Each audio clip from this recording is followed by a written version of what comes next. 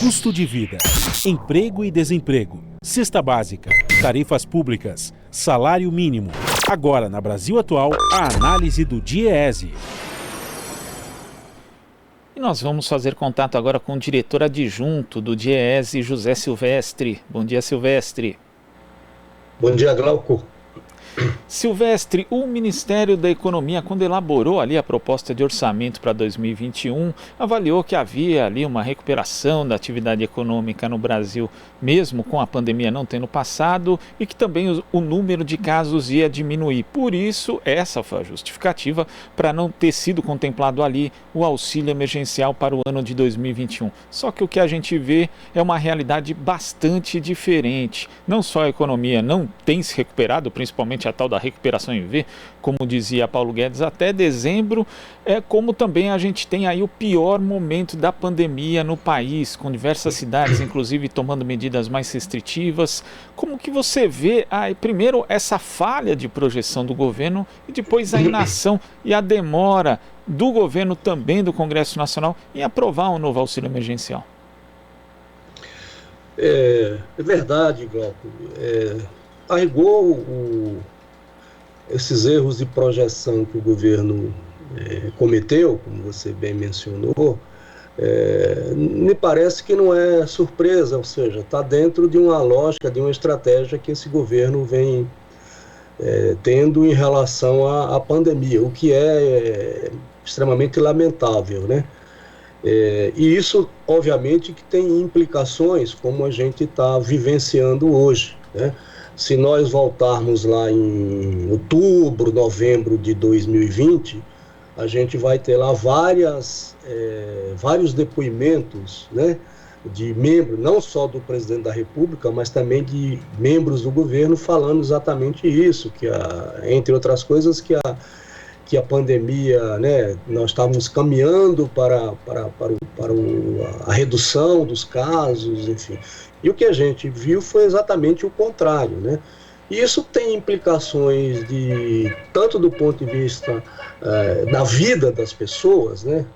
Tivemos, já atingimos mais de 250 mil mortes, mas também em relação à economia. Então, esses erros de projeção tem esses efeitos, digamos assim, essas implicações.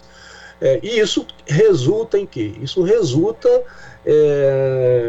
no aumento da miséria, aumento da fome, tá certo? Uma privação dessa grande parcela da população mais vulnerável, que perdeu a sua renda durante a pandemia.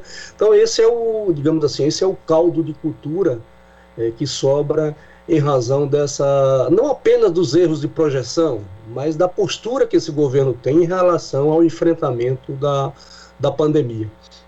E o pior, Silvestre, é que diversas universidades, diversos grupos tinham elaborado estudos ali com um detalhamento muito grande a respeito da importância do auxílio emergencial para a própria retomada da atividade econômica. Boa parte, inclusive, dessa recuperação, né, ainda tímida, que houve no segundo semestre do ano passado, foi justamente por conta do auxílio emergencial. E mesmo assim o governo aí nas suas projeções, nas suas contas, não levou em consideração a importância do auxílio não só para as famílias, para a sobrevivência delas, mas para a própria economia. Quer dizer, são erros que não se pode cometer num contexto como o atual, né, Silvestre?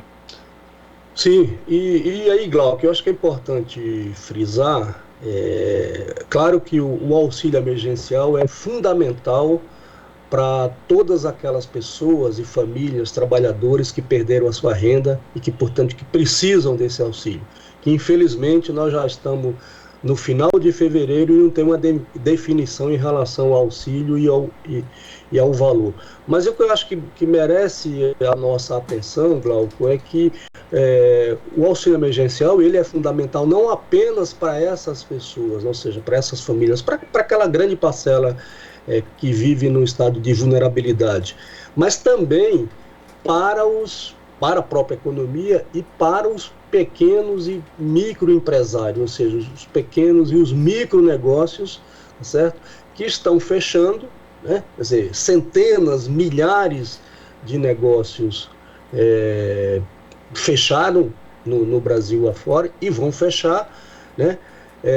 Se não tiver o auxílio emergencial, ainda que seja num valor, como eles estão projetando, que é em torno aí de R$250, com 3 ou 4 parcelas, isso não está definido, mas o fato é que se for nesses termos que o governo está propondo, o recurso vai ser aproximadamente entre 15, em torno de 15% do que foi em 2020, né? Nós tivemos o auxílio emergencial de 2020, foi algo como 293 bilhões. Eles estão falando entre 40, enfim. Então, é isso, o que a gente já verifica e as pesquisas que você fez menção aí, que algumas universidades fizeram, revelam exatamente isso, né? Quer dizer, a importância do auxílio emergencial, mas também com um olhar para esse universo de pequenos e micro negócios que estão já estão fechando, já fecharam uma grande parte e vão continuar fechando, porque se não tiver também esse auxílio, né, que estimula a economia, que tem algum nível de consumo e assim por diante. Isso é essencial, né? Tanto o auxílio emergencial quanto essas medidas que você cita, Silvestre, de apoio às pequenas e médias, às micro, pequenas e médias empresas, principalmente, que a gente está vivendo um momento da pandemia que muitas cidades vão ser obrigadas, já estão sendo, com atraso, inclusive, obrigadas a adotar medidas mais restritivas.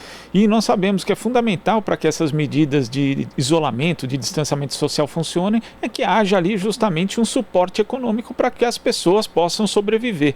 E isso, então, se tornou ainda mais fundamental nesse momento, né, Silvestre? Exatamente, quer dizer, se você não tem, né, você já tem uma dificuldade de implementação do isolamento social por conta também e, sobretudo, da desorientação desse governo e, particularmente, do presidente da República. E, de outro lado, se você não dá condições mínimas, né, através de uma política de renda, como é o auxílio emergencial, como o próprio nome diz, fica muito mais difícil, né, Glauco, para essas pessoas, para essas famílias das periferias, dos pequenos municípios, enfim, se não tiver esse apoio, as pessoas têm muita dificuldade para cumprir o isolamento, que é uma política extremamente necessária e já provou que ao lado dos demais cuidados, como o uso de máscara, né, o álcool em gel, não aglomerar, quer dizer, isso tudo são coisas fundamentais para que você tenha um arrefecimento da pandemia. Mas, infelizmente, o que a gente tá vendo, né, Glauco, é o contrário, né? É um aumento, você viu que acho que foi ontem ou anteontem, foi um recorde, né, do número de mortes no Brasil. Né? E nessa toada que a gente está assistindo, nós vamos ter, muito provavelmente, porque se a gente olhar a vacinação, né, nós estamos já em 2 meses praticamente de vacinação, estamos vacinando um pouco mais do que 2% da população. E com a expertise, né, em logística, como tem o ministro da Saúde, que manda as doses que seriam para o Amazonas, para o Amapá, é uma tragédia. Sem dúvida, ontem nós tivemos, né, esse foi o recorde, Silvestre, foram 1.582 mortes no período de 24 horas, apontando aí uma realidade muito difícil. Vários sistemas de saúde dos estados já estão aí com a sua lotação máxima nas UTIs em função da Covid-19, então realmente o cenário não é nada animador. Silvestre, queria agradecer a sua participação aqui no Jornal Brasil Atual e até a próxima. Ok, Glauco, um bom dia para você e estamos à disposição. Bom dia. Conversamos aqui com o diretor adjunto do DIEESE, José Silvestre. Você está ouvindo Jornal Brasil Atual. As notícias que os outros não dão.